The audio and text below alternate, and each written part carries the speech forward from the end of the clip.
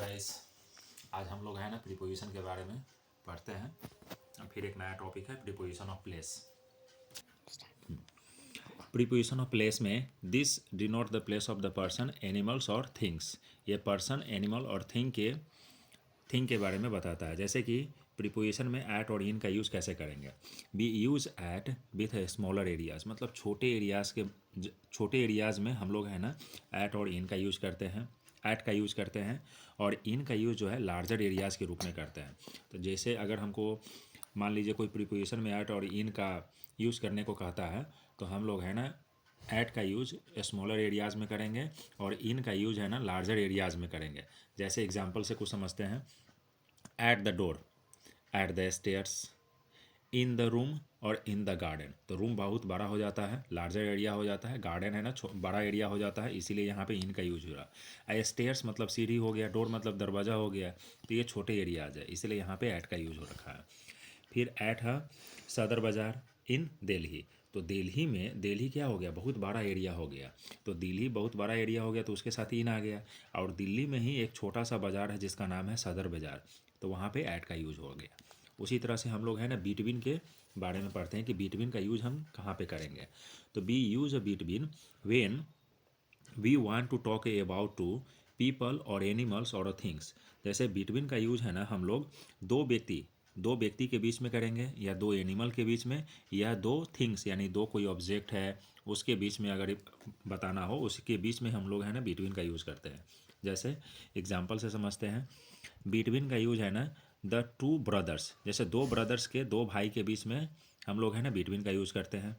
Two cats, दो बिल्ली के बारे में, दो बिल्ली के बीच में बिटवीन का यूज़ होता है। टू चेयर्स, जैसे ये थिंग्स हो गया तो उसके बीच में बिटवीन का यूज़ हो गया।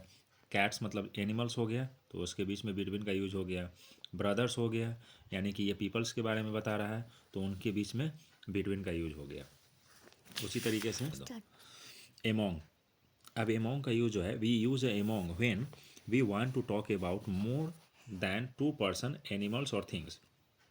एमोंग का यूज़ है ना दो से अधिक व्यक्ति, जानवर और थिंग्स के बारे में अगर हमको प्रीपोजिशन का अगर यूज़ करना हुआ तो उसमें हम लोग है ना एमोंग का यूज़ करेंगे। जैसे एग्जांपल से समझते हैं। Among the 5 sisters, among the members of the jury.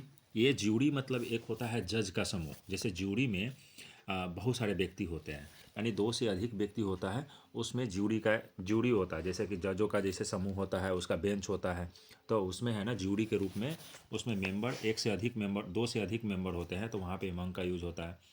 Girls of the class, तो क्लास में एक लड़की नहीं होती है, बहुत सारी लड़की होती है, यानी दो से अधिक लड़की होती है, तो वहाँ पे एमोंग का यूज़ होता है। उसी तरह से ऑन और अपॉन का यूज़ कैसे होता है तो चलो हम लोग पढ़ते हैं।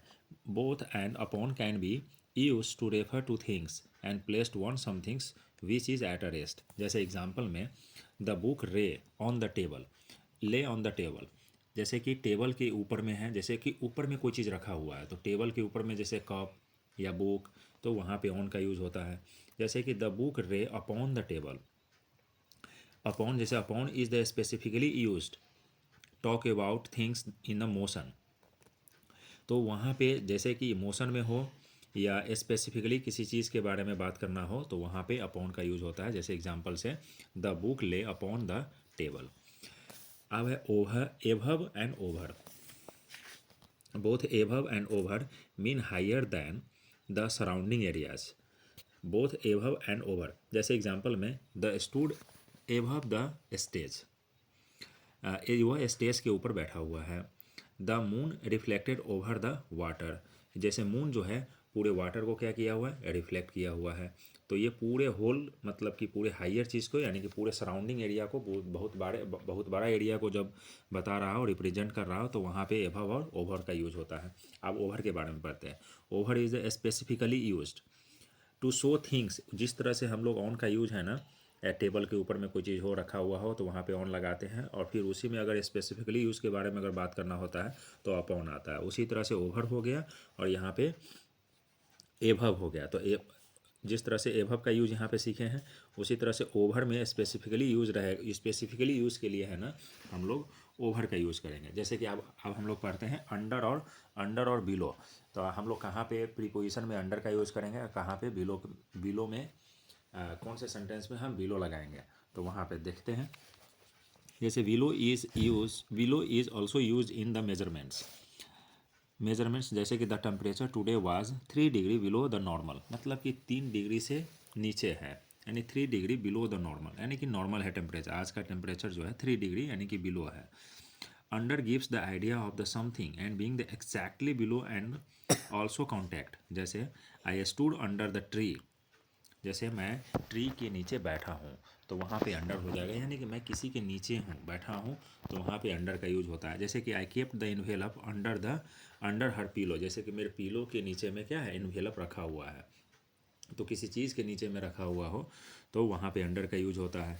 बिलो का मतलब होता है कि जैसे use in a, below is also use the measurement, then I have use to below, जैसे एग्जाम्पल में the temperature today was 3 degree below normal, वहाँ पे हम लोग है ना बिलो का यूज़ करेंगे। जैसे अंडर का यूज़ करना हो, जैसे कि मान लो कि हम लोग पेड़ के नीचे बैठे हुए हैं, तो वहाँ पे अंडर का यूज़ करेंगे। जैसे कि पीलो के नीचे में इन्वेलप रखा हुआ है, तो वहाँ पे हम लोग अंडर का यूज़ करेंगे।